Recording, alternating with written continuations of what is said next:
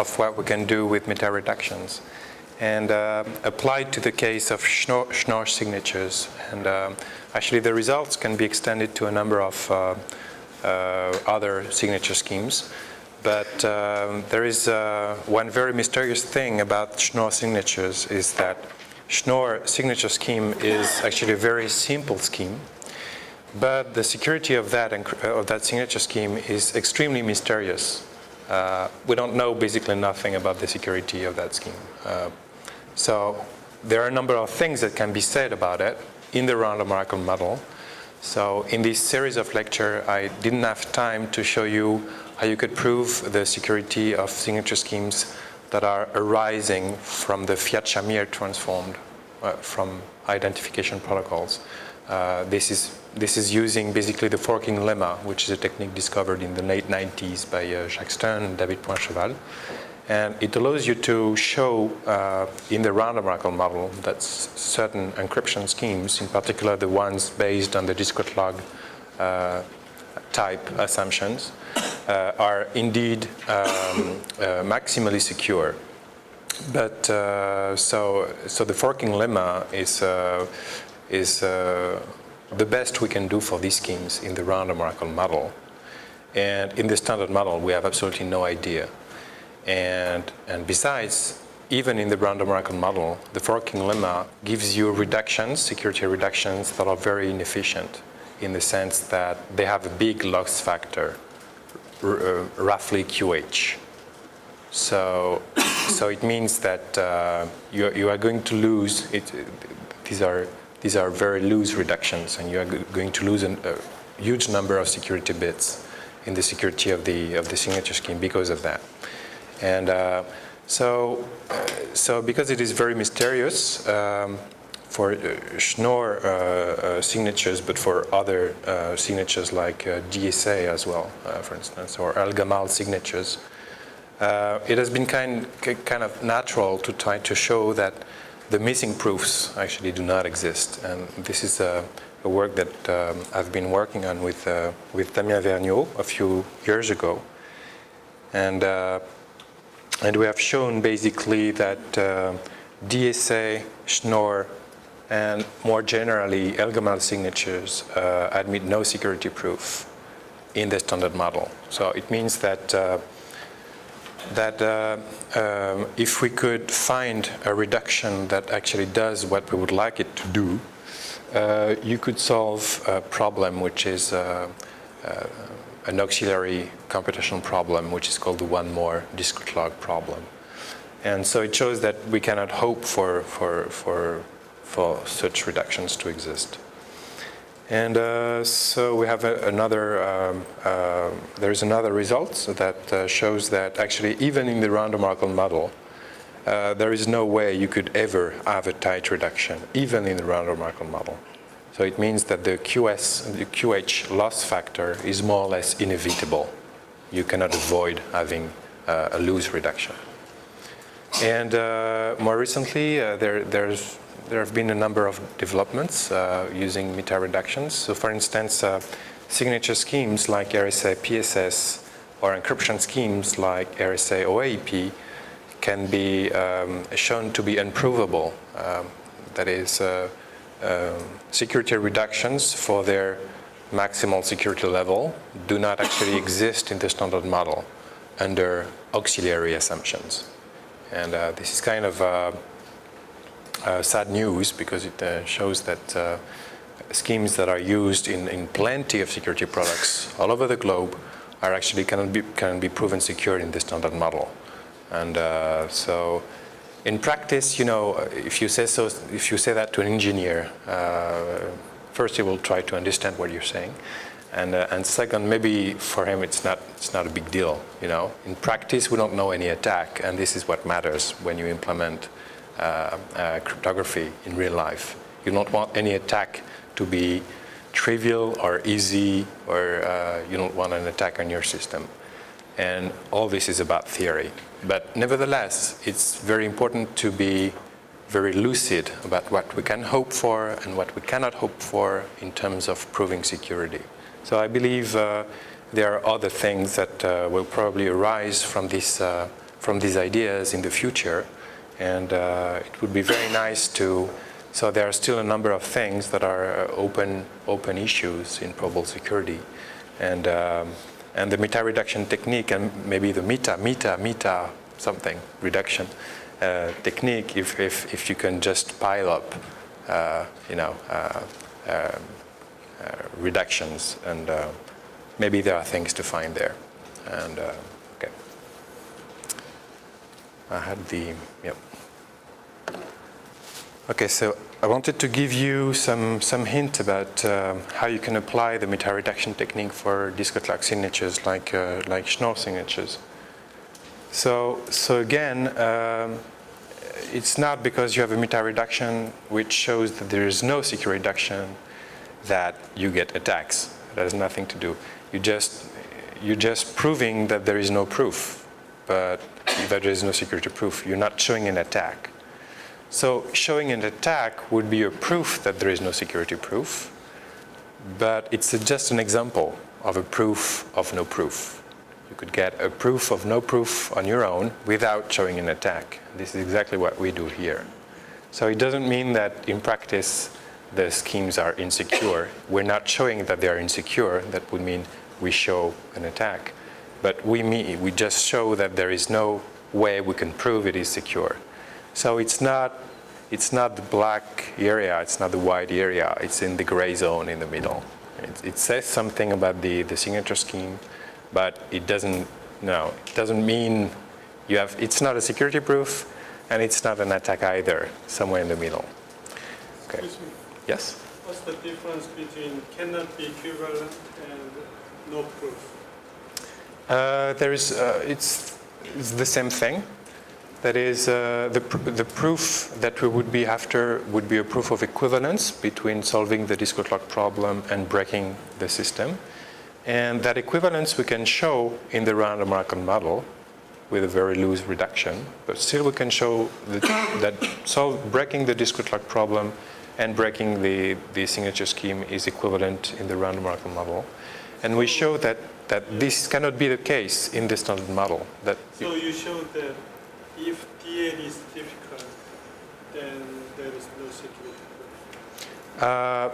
No, we show that. So what we show is that if we had an equivalence between breaking the scheme and DL, we would be capable of breaking not DL itself, but another problem, which is the one more disc-clock problem. So this shows that if the one more disc-clock problem, which seems to be a hard problem anyways, is indeed hard, there cannot be an equivalence. So in that sense, it proves that the signature scheme cannot be proven equivalent to the disc-clock problem. Okay. So Schnorr's signatures are actually arising from Fiat-Shamir transformed identification protocol, which is as follows. So in an ID protocol, you have two parties. You have a prover and a verifier. The prover owns a secret key and is going to prove his or her identity to the verifier. So the identity is actually linked to this public key Y here, which is G to the X, and the secret key is X. So it's a discrete-log setting. And it's a three-move protocol. So first the key generated, and the public key is handed over to the verifier in some way by publishing it on the web, whatever. So at some point when P wants to show that he knows X to V, he just takes a random K and then raises the generator to the power K and sends that R, that group element, to V, which in fact randomly selects a C, an exponent, sends C to P, and P is going to compute K plus C times X mod Q, and gives the S back to V, which actually verifies that this equation holds, but because it does not have, of course, the secret information K and X, it verifies the equation in the exponents. Okay, so it just checks that G to the S times Y to the minus C is going to equal to G to the K. And this is a way we can verify this equation without having the X. Right, okay. So this is kind of a well-known ID protocol. And we can actually Fiat-Chamier transform it into a signature scheme. So in which case, assume we still are in the identification setting. So we have a prover and a verifier, so it works the same way. We just generate a key pair. And so P is going to take a random K again, compute R, which is equal to G to the K, and instead of giving R to V in the Fiat-Chamier transform, actually instead of giving R to V, R is taken as input to a hash function together with a message. So now we're trying to build a signature scheme. So there is some message entering somewhere. So we hash both this, what we call the commitment in the first phase of the identification protocol, this commitment R, together with the message. And that gives the C the verifier would have picked if we were in the ID protocol. So we change distribution by making the protocol non-interactive. Okay, so that gives a certain C. That gives a certain C to P, and the rest exactly the same. So P computes S and gives S together with C to the verifier. It has to do that because before C was chosen by V, so V knew C in advance, but here, since C is just, this is done by the prover, so he has to hand over C to the verifier. And the verifier is going to check that we have the same equation as before, except that now we have a link using the hash function between the message, the group element R, and the exponent C here, the string C. But if you just verify, so verifying that this is consistent means verifying this equation. So this is how you sign a message M using Schnorr signatures. You just output the signature, which is sigma S and C there, right? So this is the key generation procedure.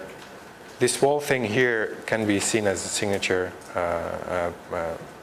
signature generation procedure, and there you have the verification equation, right? So again, the notations there are a little bit different. This is EUF, KOA, and UUF. So it's kind of a shortened abbreviation of the usual notation. And so these are the basic security notions that we have for signature schemes. And so the important thing is the one more discrete log problem. So one more discrete log problem is actually, there are many different extensions of the discrete log problem and the Diffie-Hellman-like problems you can think of. And the one more discrete log problem is one example of an extension that you can easily think of. So NDL, it's rather easy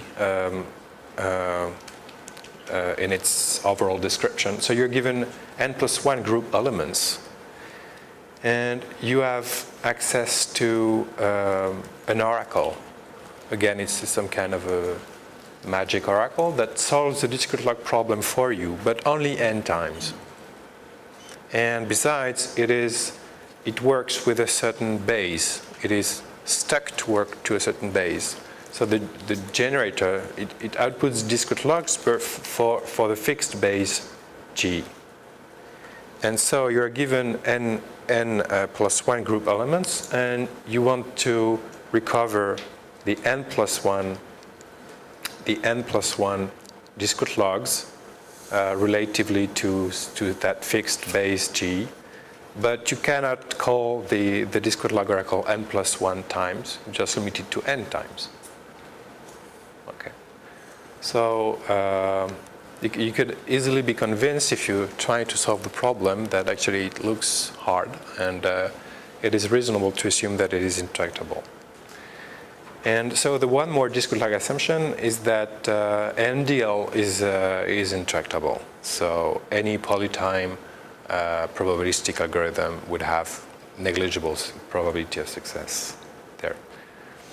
And besides, if you take n is equal to 0, then you make 0 call to the discrete log oracle, and you're given one group element, and you're asked to output one discrete log. So this is exactly the usual discrete log problem. And you can see that if n1 is greater than n2, then you have a reduction from n1 DL to n2 DL. That is, we have a complete hierarchy of problems, starting with 0 DL, which is nothing else than the original discrete log problem. Then you have something a little bit weaker, which is 1 DL, something yet a little bit weaker, which is 2 DL, and you have black box, you have reductions, you have a complete hierarchy, so it gives you a line, and as n increases, you have weaker and weaker problems, and so it's kind of a family of problems. Okay, so now algebraic algorithms. So algebraic algorithms, we need to make an assumption in our impossibility result, which is that the reduction has to be algebraic. And so what does it mean exactly? It means algebraic means that some algorithm R is algebraic towards with respect to a certain group G if the algorithm is limited to perform some group operations over the group elements, but nothing else. But as opposed to the generic model, here, what the algorithm is doing is that it could exploit the representation of elements, and whereas in the generic model it cannot use, and the representation of element is somewhat hidden in the generic group model, which is not the case here. So the algorithm can do basically absolutely anything on bit strings, but when it comes to group elements, it just performs operations on group elements. And an example of that is if you take security reduction in the generic group model, then it's going in the non-programmable setting, then it would give you an algebraic reduction. So the algebraic algorithm can exploit encoding of elements, their representations. And there is actually, if you look at it, you have absolutely no example of a non-algebraic security reduction for any crypto system or any protocol. All that we humans can do with security proofs is to build algorithms, and the way we look at groups and group elements in our minds is kind of algebraic. And so there is no example of a non-algebraic algorithm so far. It doesn't mean that it's still a restricted class of algorithm. We don't see exactly how some algorithm would take some advantage by being non-algebraic. So it is kind of mysterious. But, okay. So basically, we can define an algebraic algorithm by saying that the algorithm here is going to take as input a certain number of data, as well as a random tape, and a certain number of group elements. And assume that at some point in time, this algorithm, which interacts with the outside world by some well-defined protocol, at some point outputs a group element. Well, we say that it is algebraic if given all the inputs, including the random tape, and given the code, given the algorithm itself, which was executed until this group element was output, then there is a way we can actually retrieve the representation of the output group element in the base G1, GT, which are the group elements that were given as input. What does this mean? It means that every group element output by the algorithm is necessarily, by construction, by execution of the code, is necessarily a combination of all the previous group elements that the algorithm has seen. So it cannot do anything else just to build a new group element than taking group elements that have been seen before and by basically applying group operations on them, by applying the group law, exponentiation on the group, that kind of things. And beside, by just looking at the code that was executed, looking at the algorithm, there is a way we can actually build what we call the extract algorithm, which is an auxiliary algorithm that does the computation of the exponents directly given the inputs. So extract is actually the part of R, maybe simplified or recompiled or whatever, that actually gives you the exponents, that is the representation of H in the base vector G1, Gt. So of course there are several representations of the same group element given a certain base, but I mean there is one way which is used by the algorithm, which is a way, but it's probabilistic of course, it depends on the random coins. There is one way which is used by the reduction, and this gives you a unique vector of exponents alpha 1, alpha t. And this is this unique vector that the extract procedure recovers. Okay. So now what do we mean by algebraic reductions? So P1 is algebraically reducible to P2 if there is some algebraic reduction algorithm that reduces P1 to P2. Okay. And something for the equivalence. And if we cannot reduce, it means that there is no algebraic algorithm that reduces P1 to P2. Okay. And same thing for non-equivalence, non-algebraic equivalence. So we have a number of results, including, so one result is that actually what wasn't known so far was the security level BKCMA for Schnorr signatures. So Schnorr signatures, which I call sigma H, are implicitly defined by this hash function H. And so if you look at BKCMA, it means you have to extract the discrete log, that is the secret key, given the public key, but you're given access to a chosen message attack, to a signing oracle. So you're in the chosen message attack scenario. And actually we had previously no security proof, no proof that this security level was actually hard. So the first thing, but you see the reduction is absolutely trivial, is that we see that we don't need the reduction. The reduction is algebraic, of course, but I mean the reduction holds. The reduction is just a regular security proof. And so we prove that if an attacker breaks BKCMA by doing QS requests to the signing oracle, then we can break QSDL. And it's kind of absolutely trivial to see that. So here, it's not a meta reduction, it's a reduction, right? So we're building a reduction R, and we're given an adversary that, given the public key, recovers the secret key and makes a certain number of calls, QS calls, to the signing oracle. So what we do is that we construct R, which is given a QSDL instance, and which solves that instance. So R is given a QS plus 1 group elements, which will R0 to RQS. And it simply defines the public key as being R0. So it is some G to the X0, for some X0 we don't know yet. And, but we don't care. And we just run the adversary on a random tape.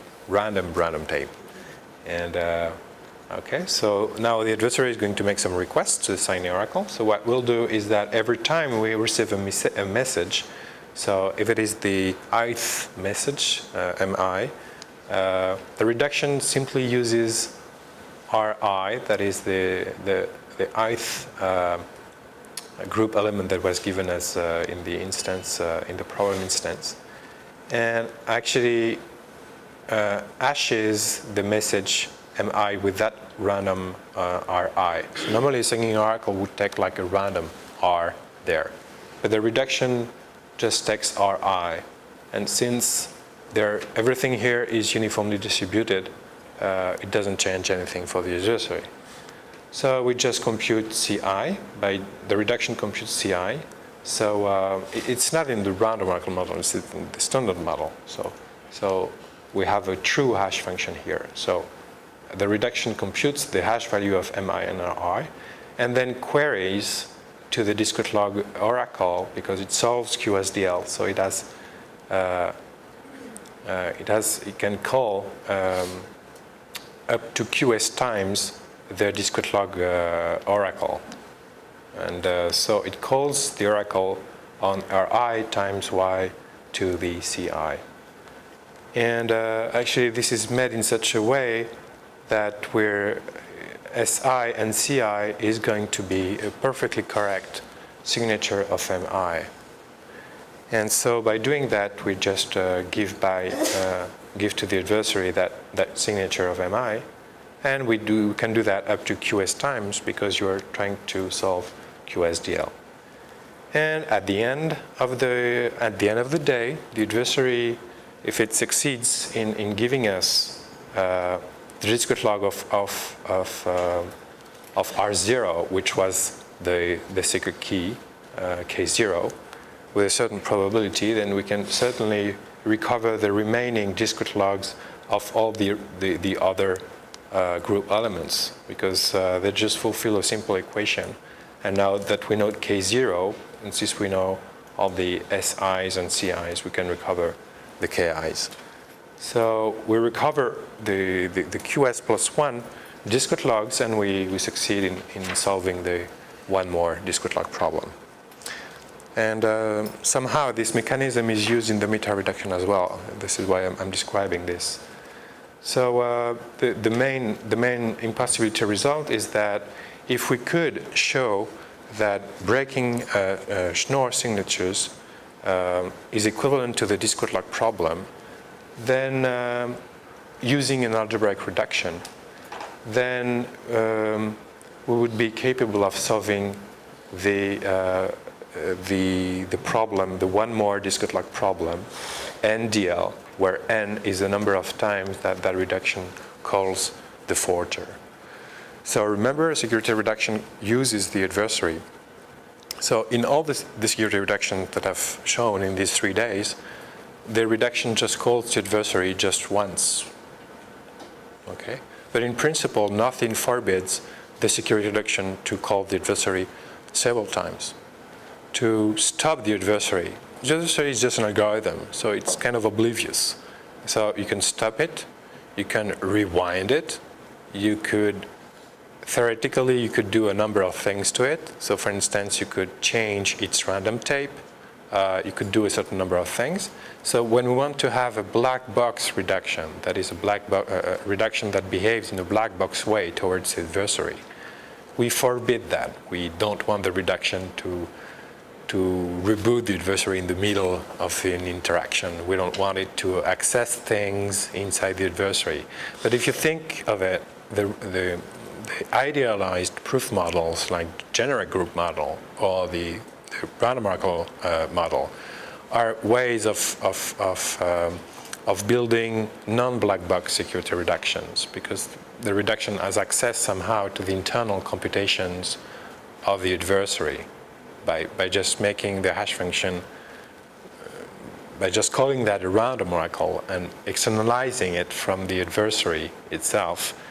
It's a way for the security reduction to have access to the input values that the adversary makes, on which the adversary computes hash values. So it's a way of, so the question of whether reductions are black box or non-black box is a very delicate matter. If we're in the random oracle model, we're definitely not black box because we have access to the inputs to the hash function that were given by the adversary. And so So somehow here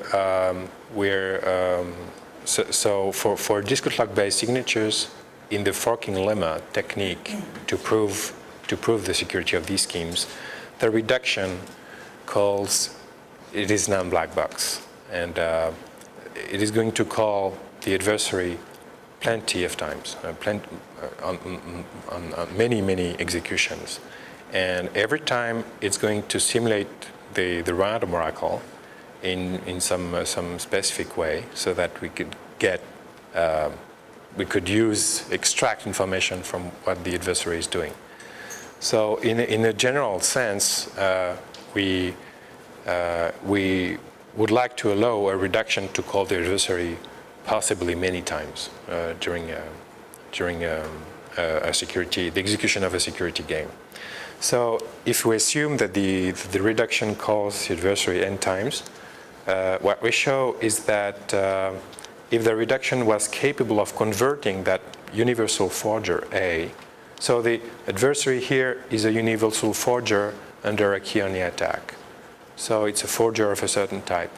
And we show that a reduction of a certain type, it's a reduction that would prove that the scheme would be UUF KOA, that is universally unforgeable under a key-only attack. So it's a very basic property, security notion for signature schemes. So if we had a reduction that would show the most basic security property on the signature scheme under the discrete log assumption, then we can actually use that reduction to break the one more discrete log problem. So it means that we cannot have that reduction. So, and we do that the following way. So we build a meta reduction. So now the big potato is not red anymore, it's blue. So we simulate the adversary towards the reduction. So remember, the reduction simulates the scheme procedures towards the adversary, and now we're on the other side. So we are here. We behave, it's just an interface here. We behave as if we were an adversary towards the reduction. We behave as if we were a challenger, because the reduction has its own challenger. And we give a discrete log instance to the reduction. We simulate the adversary a certain number of times, and then in the end, ourselves, the meta reduction, we're capable of solving the NDL problem. And the way we do that is very simple. So the meta reduction is tight, meaning that if the reduction exists and a certain probability epsilon prime, knowing that the success probability of the forger is epsilon, the one of the reduction is epsilon prime. So if we had a reduction with success probability epsilon prime, we would have the meta reduction succeeds in solving the one more discrete log problem with probability epsilon second, which is equal to epsilon prime. So it's really tight. And so what we do is that the meta reduction takes n+1 group elements, just runs R, and is going to simulate n times, because R is going to call the adversary n times. So we're going to simulate n times the adversary towards the reduction. And to do that, we're just making calls to our magic discrete log oracle, which we can do exactly n times. And we are going to find the discrete logs of n+1 group elements. What we do is that we just take R0. We define that as being the public key. We give that to the. We take R0. We define that as being the input, the discrete log instance given to the reduction. It's solving the discrete log problem, so it has to take some group element as input, and we give it R0. And we're going to simulate n times the forger towards the reduction, and at some point in time, if the reduction succeeds and compute K0, we will be given K0, and because we have simulated the adversary in a certain way, we're capable of recovering all the other discrete logs for R1 to Rn.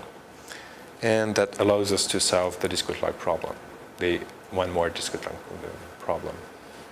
So the problem we have is that at one hand of the reduction, we are given R0, Rn. So if we give R0 to R, R at some point has to give, so it's going to run A n times. Every time it's going to give a public key, some public key. It can be the same, it can be different. We don't really know. But what we need is a way to connect the discrete log, the secret key of session number I, with our input K0 here, with the discrete log of our group element, K0. And we need that connection, otherwise we cannot solve our one more discrete log problem. So we have to assume that since that the reduction is algebraic, so that if we make this assumption, maybe it's an overkill, but at least for an algebraic reduction it works. And maybe there are other reductions for which the impossibility results apply. But we have to assume that that R is going to output Y, and that Y is a manipulation of the other group elements seen until now, that is the R0. So it can, to give a public key to the adversary, some G to the X, it has no other choice but to take R0, the generated G itself, and to combine them. So it means that Xi for session number I is actually a combination of K0, linear combination. Well, it's a polynomial of degree 1. It's constant plus constant times K0. So knowing that, we can actually solve the one more discrete log problem. So to do that, so the way we simulate the forger is as follows. The forger, in a general sense, it is given a public key, it is given a message. It's a universal forger, so it is given a message, it's going to forge for that message. It's given a certain random tape. And what we do to do that is that so the adversary lets the reduction pick its own random tape. So it means that we've done that because of the forking lemma, where the reduction controls very precisely the random tape on which the adversary is run.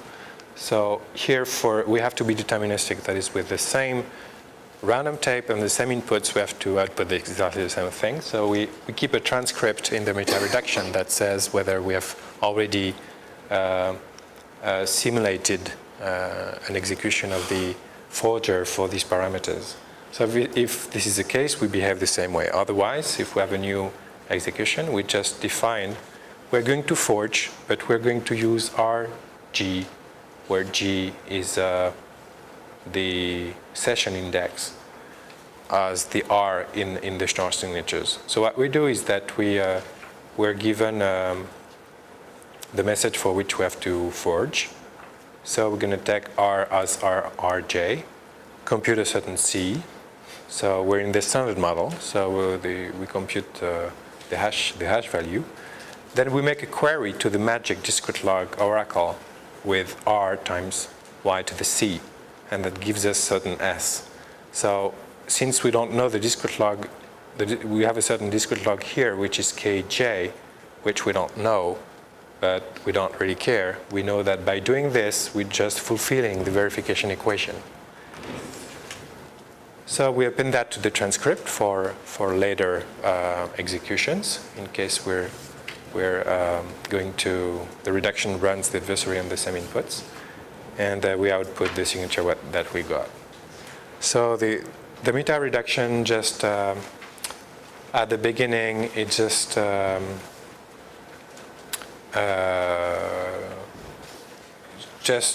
launching the reduction on some arbitrary random tape, and it's going to monitor all the internal group operations. Or if you will, you can look at it by just extracting, using the extraction algorithm that we could compile from given the reduction. And so we know that by using that extract algorithm, we can, from K0, when we will have K0 at the end of the day, we will be capable of recovering the secret the secret keys of all the sessions, because there is just a linear combination dependency between K0 and these secret keys. So we simulate the forger for many, at most n times, and then in the end, we have these equations there, which is that if we have the secret key xi of session number I, we take the values S and C that we have generated in session number I, and we have necessarily this equality here. So we can get back Kj, which is the discrete log of Rj in base G. So, but at the moment when we simulate the session, this session, well, we don't know, of course, anything. We just simulate in an oblivious way, and then in the end, if the reduction outputs K0, so if the reduction outputs K0, we will use the extraction algorithm to get all the secret keys, and then using all the secret keys, we get back, we can get all the Kj's, and we solve the NDL problem. So there are extensions of this result, but I'm going to switch to other things. So we can actually extend this result in many different ways. And we can generalize that to other schemes as well, including DSA and gamma signatures, and so many slides. I wonder why I put so many things in there. There's also an impossibility result in the random Markov model where we show that actually, so the best known reductions have a loss factor of QH, and we show that you have necessarily a loss factor of at least square root of QH. And so there is no way you can have a tight reduction in the random Markov model. Okay, I'm going to switch that. All right. So the question is, just to conclude on Schnorr signatures, the security of Schnorr signatures and other signature schemes based on discrete logarithm is totally unknown. We don't know if we can have a proof someday relative to a given assumption. Well, certainly not CDH. We can show a security proof that would break CDH given a forger. But for DDH, for instance, it's still unknown. We have no idea. Or other assumption, maybe, we don't know. And there's been a recent development, which was last year, Crypto 2008, that some people actually improved our bound of square root of QH, and they actually showed that you can prove that a loss factor of at least QH to the 2/3 is necessary in the random Markov model. So we already knew that security reduction will never be tight, but here we are closer to prove that the forking lemma is actually the best way of proving security in the random Markov model for these signature schemes. And so it is currently unknown whether this is the optimal bound or not. So we would have to prove that our meta reduction is actually optimal. So that would mean use a meta reduction, and okay, but it becomes complicated. So far nobody has done that, but we can give it a try. But this is kind of mysterious. You don't know what the security level of these schemes is. What do you mean by which? QH 2/3. The reduction should be more than this, right? That is, if you have a reduction in the random Markov model, the loss factor of the reduction must be at least QH to the 2/3. It means it cannot be less than that. And before we have a bound that showed that we have at least a loss factor of square root of QH. But we don't know any example of a reduction that has this loss factor. We just know with the forking lemma-based reductions, we know that we have this QH factor, and we never knew how to improve the forking lemma to have less than that. And so our idea here was to prove that the forking lemma was optimal, but we couldn't achieve that goal. We only showed that a loss factor of square root of QH, it's 2/3 it's QH to 2/3, but it would be good to see that QH, loss factor of QH is actually necessary. This way that would prove that the forking lemma is optimal. So for now we have a gray area between QH to the 2/3 and QH, and we don't know what's in the middle. We could either have an impossibility result or we could have a security proof, and that would improve the forking lemma based security reductions. So there are other proof techniques, and just to mention a few, I'll go rapidly over that. So the first one is sequences of games.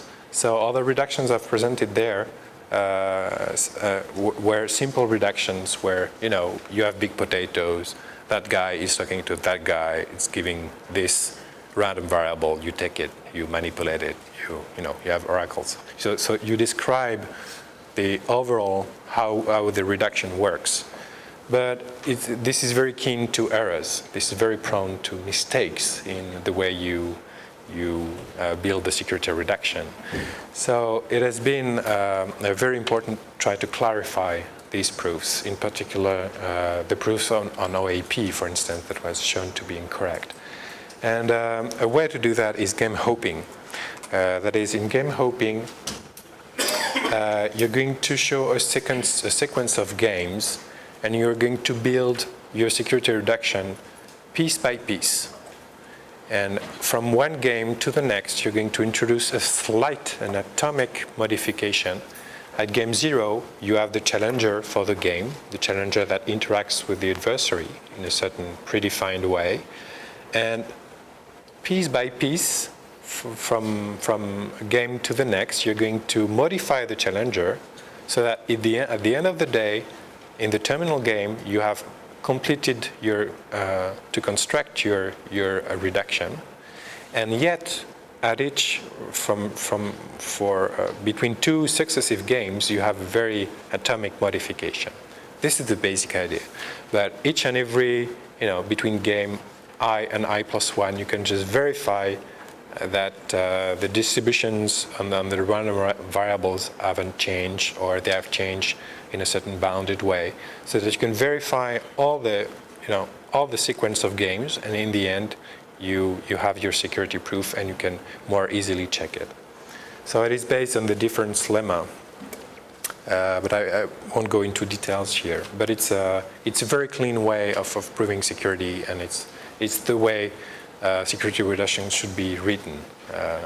So everyone should be doing security proof using sequences of games. So I had an example with a hash Gamal, but okay, I'll skip that for now. So there's the ideal cipher model, where instead of having random oracles for hash functions, you have random oracles for keyed permutations. And so it was a recent achievement that was from last year, actually, that the two models, the random oracle model and the ideal cipher model, were shown to be equivalent. That is, if you have a proof in the random oracle model, then you can take your scheme, take the hash function there, use a certain construction of a hash function in which you have a block cipher primitive. So there is a construction for a hash function which you can plug instead of the random oracle. And it calls internally, it's in a certain operating mode that calls a block cipher. And now the whole construction is automatically proven secure in the ideal cipher model, where this block cipher is considered ideal.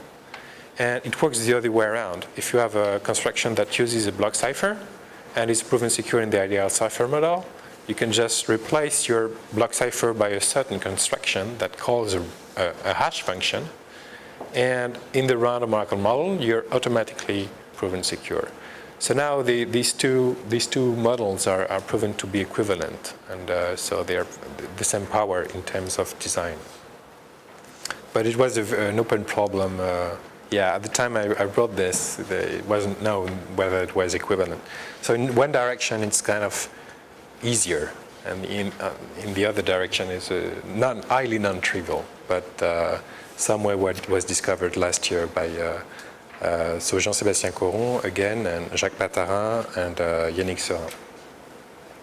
Okay. The generic model works pretty much the same way, but the adversary is given oracles to perform group operations on group elements. And so there is a non-programmable setting and the programmable setting. In the programmable setting, it's just like in the random oracle. The reduction chooses the outputs of the oracles in a certain way, which you cannot do in the non-programmable setting. Twinning is another technique that we're trying to build construction in the standard model, and so it's a technique where you could pick two signature schemes and just signing two messages that are connected somehow to the input message for some random numbers. And the goal is you forget about hash functions.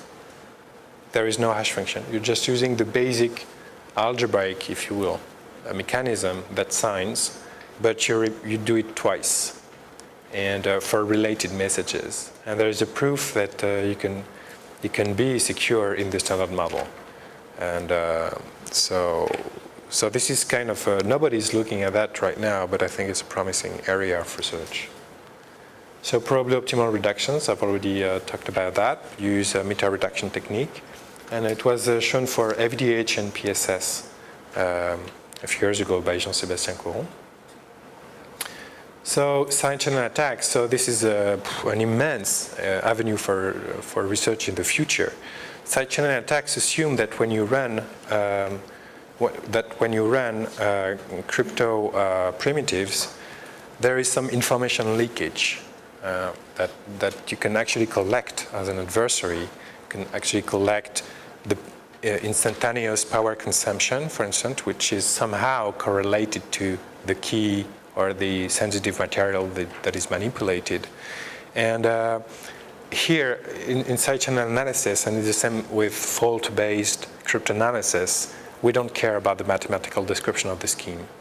What we do care about is the implementation of the crypto mechanism, the crypto system on a real device. That is a device that consumes power, that takes a certain time to be executed, that runs on a certain number of logic gates. There is a certain, there is a dissipation, so that the temperature can change. And it's a real thing. It's not just a mathematical description of functions. It's a real device that actually contains keys and runs crypto computations. And so such an analysis is to combine the mathematical description of the crypto system together with some information leakage that you can monitor coming from the device that runs the crypto system. So when you do that, we would like to have security proofs, but it is very hard to take into account the information leakage into the model due to the fact that information leaks, but you don't know exactly how. So you have to come up with a leakage model, and leakage models are currently under investigation. This is what the chess, the conference chess, the workshop actually, but the chess community is working on right now. It's trying to find a way to modelize information leakage. But there is one hope that someday either such an attacks or fault-based attacks will be taken into account in security proofs. And that would be extremely valuable for industrial applications, because it would mean not only secure crypto systems, but secure implementations of crypto systems, which is far different. It's really another world. So, and this is my last slide, so I'm going to stop there. Just to give you maybe, so research is a lot about imagination, so we can try to see what's going to be next in the future. So in my humble opinion, I think there are many issues to deal with in probable security area. In particular, Okay, so using the sequences of games is a necessary condition for proofs to be easily checked by everyone. And so it's going to be generalized in the future. I think computational assumptions, there are plenty of different assumptions all over the place. So some are very complicated, some have parameters that actually depend on the number of queries made by the adversary. So, I mean, some computational assumptions are easy, like discrete log. It's very pure. Integer factoring, it's very pure again. But a lot of assumptions that are made in crypto systems to prove their security, a lot of assumptions are actually extremely messy and kind of complicated. They don't look simple. So maybe there's a way to converge and to generically prove assumptions by relying on a certain framework for computational assumptions. And there is one example of that framework for GBDHE, that is a number of problems related to pairings. So there's a way we have a whole family of assumptions there. I think impossibility results are going to be systematic, and not only do we wish to have security proofs on crypto systems, but we want to be sure that our security proofs are optimal, or these are the best that we can do, and so that we would stop working in that direction. Once we have probably optimal security proofs, then work is finished. We have completely analyzed the crypto system. There is nothing more to say about it. So it is important in the future to have impossibility results and optimality results. Same thing for the human ignorance model, where the problem. So with the problem is often that you take the supremum over all possible adversaries of a certain success probability. And for some problems, it happens that this supremum value is 1. That is, there exists some adversary somewhere. So an example of that is that I give you a factoring algorithm that factors only one RSA modulus. It doesn't know what to do with all the other RSA modulus, but it just prints the first prime, and then it prints the second prime, and these two values are hard-coded into the description of the algorithm. So this algorithm does nothing else than just printing two values on the screen, and somehow it factors a certain, if I give it as input a certain RSA modulus, there is one RSA modulus for which this algorithm is going to factor. So if I take all the algorithms, possible algorithms, and I see the success probability in factoring this specific modulus, so some will not succeed, but this one will succeed. If I take the maximal, I will have probability 1 of factoring this modulus. So this is why when we talk about the integer factoring problem, we see it in average. That is, we take an algorithm that takes whatever RSA modulus with a certain distribution according to the key generation procedure, and we require that in average it is capable of recovering the factors. So some problems like collisions for hash functions typically are problems of the first kind. That is, if I'm given the description of a hash function, there is somewhere an algorithm that just outputs a collision by just printing the two values that are hard-coded. So I cannot just take the supremum of the success probability of finding a collision because it's going to be 1. So it is actually, finding collisions actually very easy for algorithms. There is one algorithm somewhere that knows all the collisions, well, a certain number of collisions for SHA-1, for instance. But the thing that we have to rely on is the fact that we humans do not know these collisions yet. So we don't know, we're not capable of making these algorithms because they just embed the result of the problem, the solution of the problem in their code. So instead of taking the supremum of all algorithms, we take the supremum of all algorithms taken over current human knowledge. So it's kind of fuzzy to know what this means, but this is a model which is currently evolving. It's in the air, it's in the mind of people. But so far, there are no achievements really in that. But there is a very nice paper by Phil Rogaway on that model. Something for formal tools to automatically, the dream, absolute dream of a cryptographer would be to have, you have a machine, you just put your scheme, you press the button, and it outputs a security proof. Wow. But it seems to be like, utopia.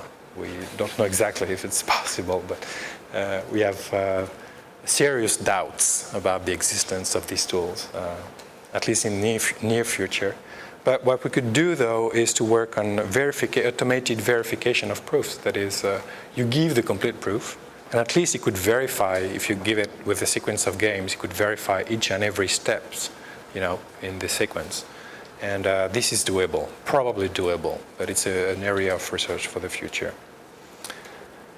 And okay, so I guess that's it. Yeah, trapdoor permutation-based construction will disappear. We see that already. RSA is disappearing because the key size are too big, and so elliptic curve cryptography is taking over. And other trends is that there will be more and more work at the implementation level, try to prove that implementations are secure. And this is really, really a big issue for the chess community. And I think it's now that the cryptography community, in a broad sense, is aware of these problems of secure implementations. More and more people are actually interested in solving these problems. And I believe there will be achievements in the future where we have started to witness these, the first achievements with a probably secure stream cipher last year, Crypt a few weeks ago, months ago. That is probably secure even if you have a very strong information leakage. So it's the beginning of it.